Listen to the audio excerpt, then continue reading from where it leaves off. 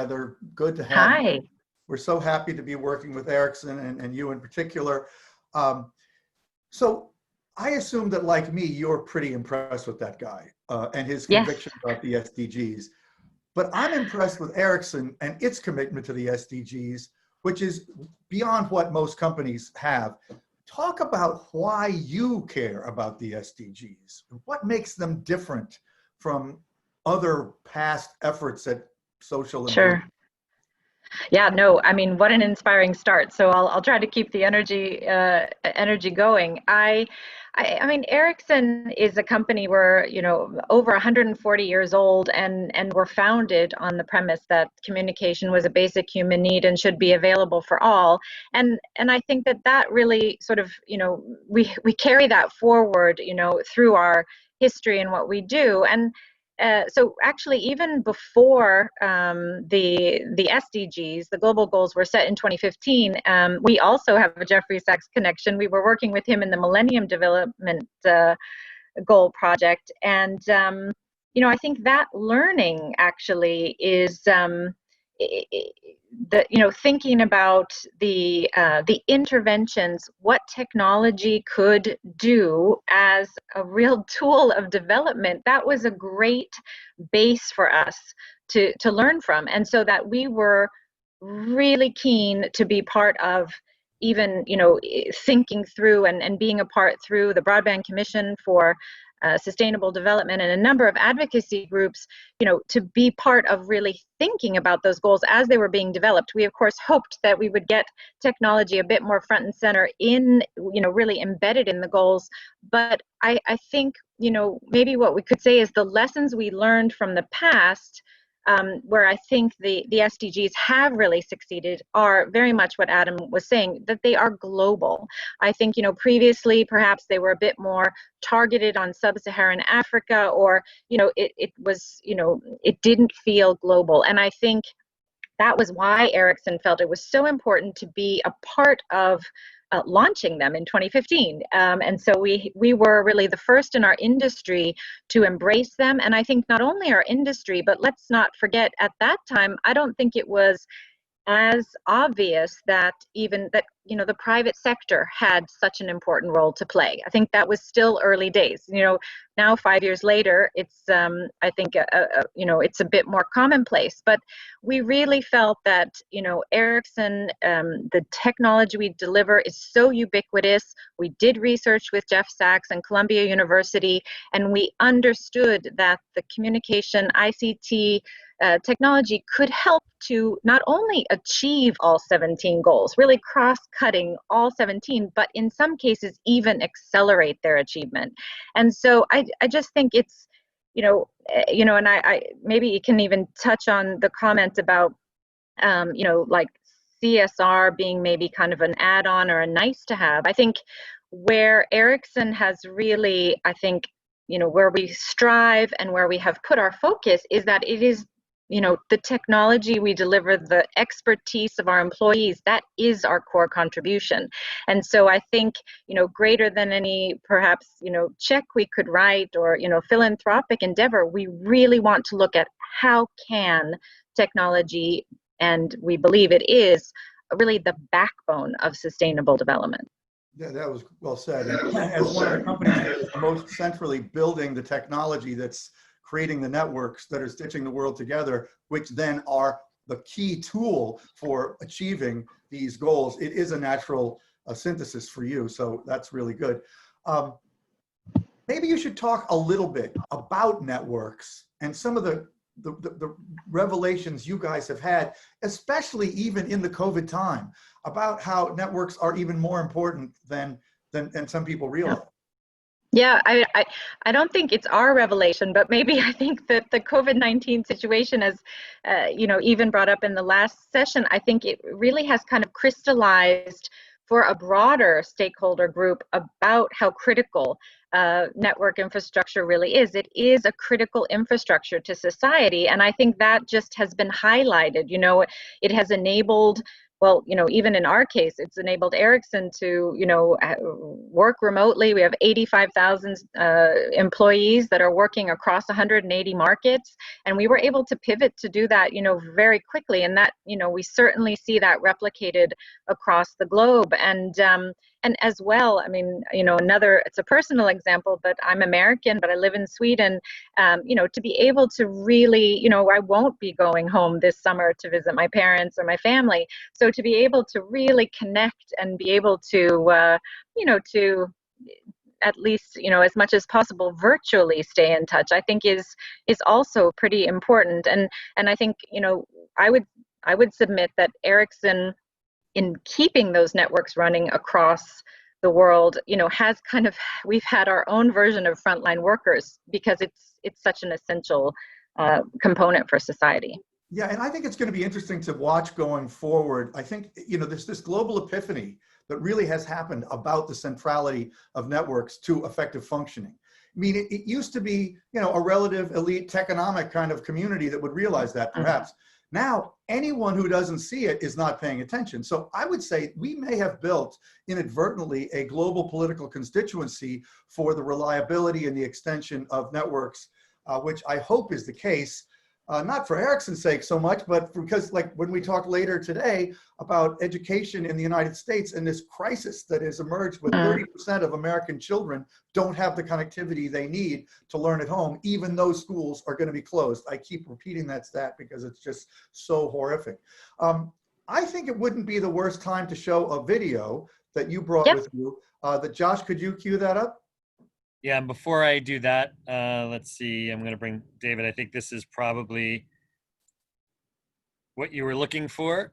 Nice. Even more than I was looking for. That's Jeffrey on the cover of our magazine, a picture of you interviewing him at our New York event. And that's thanks to Paul for being on the fly and sending that to me. So good for you, Paul. Thank you. So yeah, let's, I think the interesting thing is about the poll, 62% of the group really talked about education, voted that 5G will have a huge impact on quality education, and that probably sets up well the video. So let me bring that up. And it's also related to poverty too. It should lead to less poverty. We have more education. As COVID-19 hit, the small town of Rutland, Vermont sprang into action.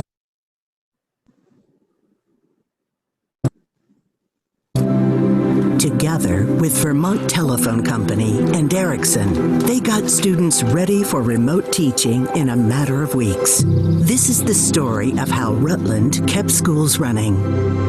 My first reaction was, gosh, might it be possible that we will have to be sending kids home to study?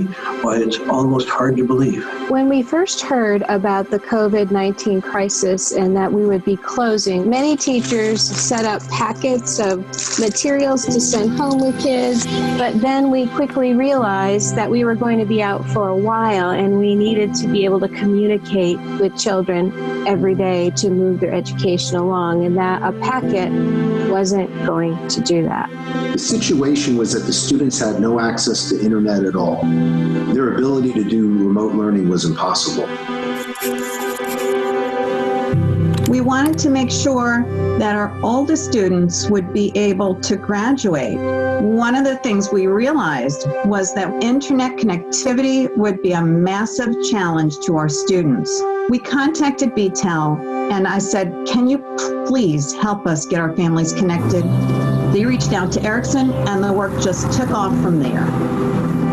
To see the enthusiasm that Ericsson threw into this, saying, well, we've got 10 days to put this advanced technology on a site that has no such technology, we'll start to work on it right away. And they did, and we together made it happen. Basically, we were working around the clock to achieve delivery of a very complex piece of technology in under 10 days. We've deployed over 800 computers and 100 routers to family. My staff and volunteers prepared machines and routers, putting them out on 10 school lunch buses across the city.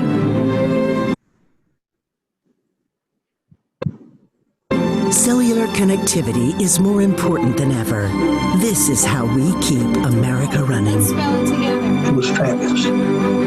I was amazed at what we could accomplish. It's honestly been pretty magical. So Nice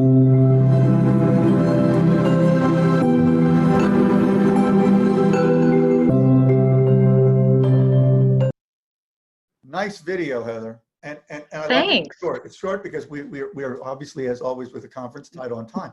But Yes. that, it was moving. I just was sitting there thinking, that is so extraordinary. How do we do that for several, tens of millions of American children? And that's going to be a discussion throughout the day. And I Yeah. Erickson is And engaged elsewhere too. Keep going. Sorry. yeah, and exactly. I would say it's not, I mean, it is a shocking number, and especially for the US, but let's extrapolate that globally, because of course it's really, we're seeing how this is affecting markets everywhere. So, I mean, maybe just to say that I think in this COVID-19 context, I think that has been a phenomenal response. But we have been working, and I think the SDGs, if we just kind of bring it back there, thinking about how technology, together with partnership, because it isn't going to be technology in a vacuum, right? I mean, you see it there in that example, and that's how we work, whether we are, kind of connecting the country of Myanmar, the schools across 30 districts there, and helping, students in that country, and that's a phenomenal case, because that was a country that was closed to the internet until about 2012. It was really, they had single digit mobile penetration, which, the only other country in the world that has that is North Korea. So, to phenomenally sort of transform and empower a generation of students, I think it's very rewarding, but it is the core of what we do in delivering this technology. Well, that's great. And I saw that Robin Raskin, who's part of our community and a writer for us, has a comment or a question. I want to get to her in a minute, but you have something you call the exponential climate roadmap, just to show that you're thinking about other SDGs, and especially Absolutely. how networks can help with those. Talk briefly about what that is. Sure. Well, I mean, maybe just to put it in perspective, because of course, as a company, we think about really three perspectives on climate action. We think about our own operations, so how we run our company. So, our carbon footprint, we think about our portfolio, setting science-based targets, but this sort of final outer layer on the impact on society and how technology, I think that's really where we kind of cross into the SDGs. And there we have been working with a number of climate scientists. Johan Rockström is a leading professor, along with leadership at WWF. And together, along with our Ericsson research team that, by the way, has done 2 decades of environmental research on, the impact of technology, we have worked on a roadmap, because, of course, the climate challenge is so daunting. And so the climate scientists we work with talk about the carbon law. Having to reduce carbon emissions by 50% every decade is what is going to be needed to get to a 1.5 degree future. So, I mean, how do you do that, right? So what we put our heads together and we set out this roadmap, which really looks at sector by sector. How can digitalization, dematerialization, and connectivity, really get that traction? And as an industry, the ICT industry is responsible for 1.4% of global emissions. But by deploying our technology across the transport sector, the manufacturing sector, the agriculture sector, we are able to help reduce by 15% of global emissions. So that's a 10 times enabling effect, which I think is, it is so powerful. It shows that, with this, with using technology solutions, of course, together with policy changes, and again, in an ecosystem, you're able to make that exponential change that is essential. It won't happen with incremental changes. And I know you have a lot of thought at Ericsson about this idea of building back better from COVID, because we're going to have to really reconstruct society now. That is going to be a big theme of our discussion with Drew Billamoria in next session after next, who's really trying to organize NGOs all over the world to work with governments to be more focused on that. I wish more companies had a program like Ericsson, and that they had spokespeople like you to describe them. I didn't even introduce you properly when you started. You are head of sustainability at Ericsson. Thank you so much, Heather. Thank you for Ericsson. We are partnered with you, but we couldn't feel better about a company than we feel about you guys, although we feel good about all our partners.